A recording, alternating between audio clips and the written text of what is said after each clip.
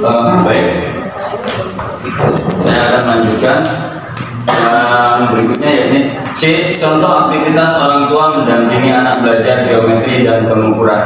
Apabila di gambar yang sudah kami buat itu bisa berupa sapu tangan atau handuk kecil, akan tetapi kita, karena lingkungan kita ini banyak sekali benda-benda ya, jadi bisa kita ganti, boleh itu menggunakan kertas bekas.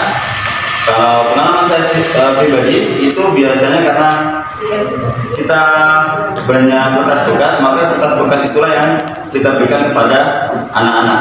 Jadi anak-anak itu kita beritahu bahwa oh ini lenak sisi itu sebelah sininya, kemudian ada titik sudutnya di setiap kertas itu pasti ada titik sudut. Apabila kita lipat, nah ini namanya garis diagonalnya. Nah itu seperti itu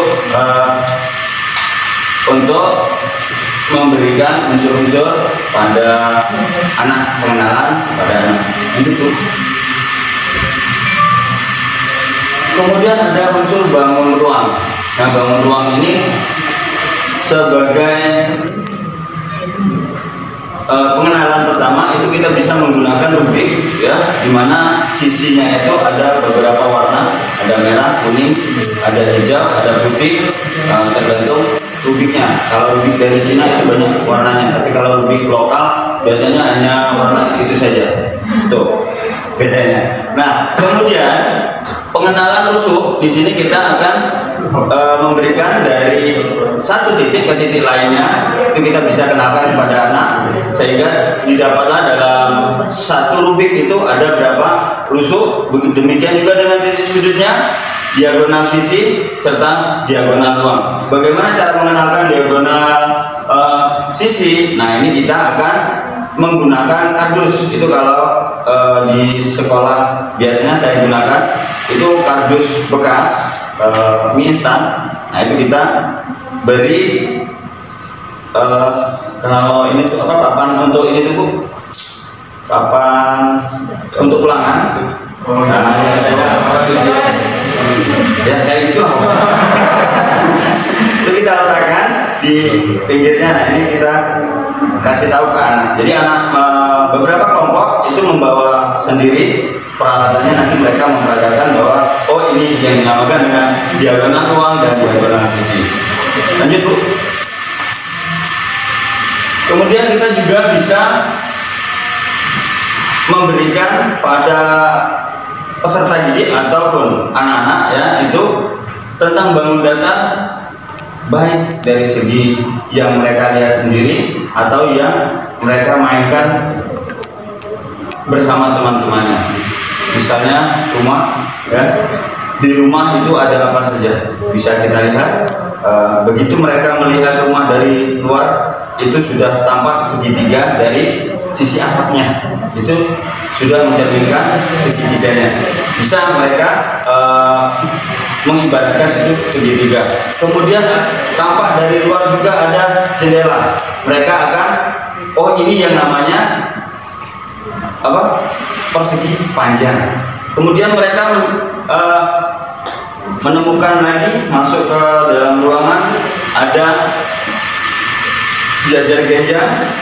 Biasanya kalau ini ada mainan ya itu di kayak namanya kayak, tapi saya pernah buat itu berbentuk puzzle dulu. Alhamdulillah pernah saya bawa ke Innover dan alhamdulillah masih finalis. Saya buat puzzle namanya puzzle JJO. Puzzle ini isinya adalah beberapa bangun datar yang sebenarnya JJO itu adalah kepanjangan dari jer-jer orang, permainan tradisional jer-jer orang, atau kalau di Jakarta sendiri itu namanya tapak gunung. Jadi itu kita buat berbentuk orang, permainannya berbentuk orang, semuanya unsur bangun datar di dalamnya. Jadi di situ. Dan alhamdulillah anak-anak sangat menyukai. Dan sebelum ke sana juga saya juga menjadikan permainan tradisional itu, saya angkat permainan tradisional yang hampir punah di daerah kami itu namanya jer-jer orang. Jadi saya angkat ke kelas dulu, awalnya saya bawa ke Bupres, namun alhamdulillahnya gagal di provinsi dan sampai ke nasional karena memang apa kata timnya itu kurang greget katanya. Oke, kemudian ada belah ketupat Bapak Ibu. Belah ketupat ini kalau orang tuanya bisa membuat ketupat sangat mudah sekali. Ini namanya ketupat. Nah, kalau kita belah, jadilah belah ketupat. Itu kalau pernah saya temukan seperti itu di pasar, karena saya kebetulan setiap kali Idul Adha dan Idul Fitri itu selalu bikin ketupat dan dibawa ke pasar. Nah kebetulan ada pembeli itu yang bilang, nah ini namanya ketupat. Nah kalau kita belah isinya ketupat, bisa dimakan nanti kalau dimasak, itu seperti itu. Jadi itu pengalaman pribadi saya. Selanjutnya ada layang-layang. Nah layang-layang ini seperti yang diceritakan oleh kelompok 5 tadi, bahwasanya setiap anak itu sangat menyukai layang-layang. Bahkan, nah ini bahkan yang paling tragisnya sampai kecelakaan karena ngejar layangan putus. Itu benar itu. Ya, saya sendiri mengalami ini, ketabrak sepeda motor. Saking senangnya ngejar yang layangan putus. Nah ini layang-layang, bentuk layang-layang. Ya kita bisa mengenalkan kepada anak secara langsung melalui alat-alat atau benda-benda yang ada di sekitar mereka. Kemudian lingkaran bisa berbentuk jam dinding atau apa saja benda yang bisa yang menyerupai lingkaran, bisa piring, ya piring itu di lingkaran terluarnya itu kan itu bisa kita ibaratkan sebagai lingkaran. Next Bu, ini bangun, masih bangun datar ya, unsur-unsur bangun datar, jadi persegi dan atau bujur sangkar. Jadi ada titik ya, ada titik sudut A, B, C, D, kemudian sisinya ada 4, ada AB, BC, CD dan DA. Selanjutnya, oh ya sudah cukup. Kemudian mengenal konsep lingkaran. Nah lingkaran ini bisa seperti yang ada di buku saku kita ya, itu anak-anak mengelilingi lapangan ya, dengan ukuran lapangannya 10 kali 50, bisa kita jumlahkan 10 ditambah 50 ditambah 100 ditambah 50 ditambah 100 ditambah 50. Demikian juga dengan mengenalkan konsep luas. Di luas itu kalau yang paling mudah ini papan catur ya. Di papan catur itu ada beberapa kotak hitam dan putih. Nah di sini anak-anak akan kita minta menghitung keseluruhannya, kemudian kita ajari bagaimana cara menghitung luas biar tidak kita hitung satu-satu. Contohnya kita hitung ke kanan agar mereka mengerti terlebih dahulu ya, jangan langsung ke yang lebih ininya, ke kanannya berapa, ke atasnya berapa, atau ke bawahnya berapa. Nanti kita kalikan. Itu seperti itu. Next Bu. Bangun ruang. Nah ini bangun ruang Bapak Ibu. Bangun ruang itu hampir di setiap kita melakukan aktivitas kita temukan.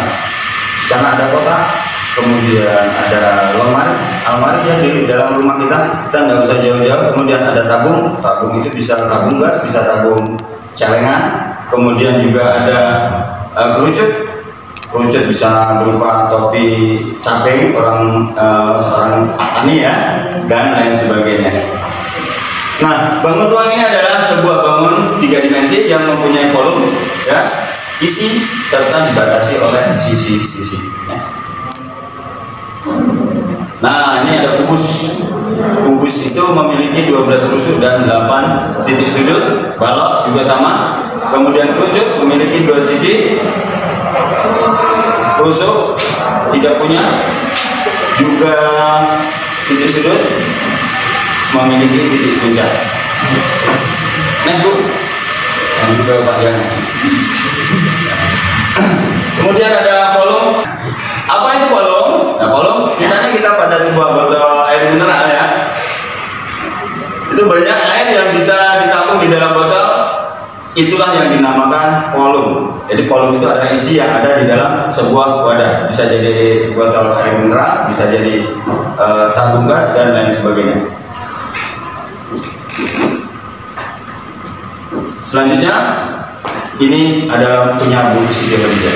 Bahwasanya pengukuran itu tidak harus menggunakan alat ukur yang sudah jadi yang baku, tetapi juga bisa menggunakan yang tidak baku, bisa menjadi jengkal. Kalau di kelas 3 itu ada namanya lidi Bu ya, ada lidi, ada pena, ada ikat pinggang dan lain sebagainya. Apapun itu yang bisa digunakan untuk mengukur itu bisa kita peragakan kepada anak-anak sebagai alat ukur yang tidak baku.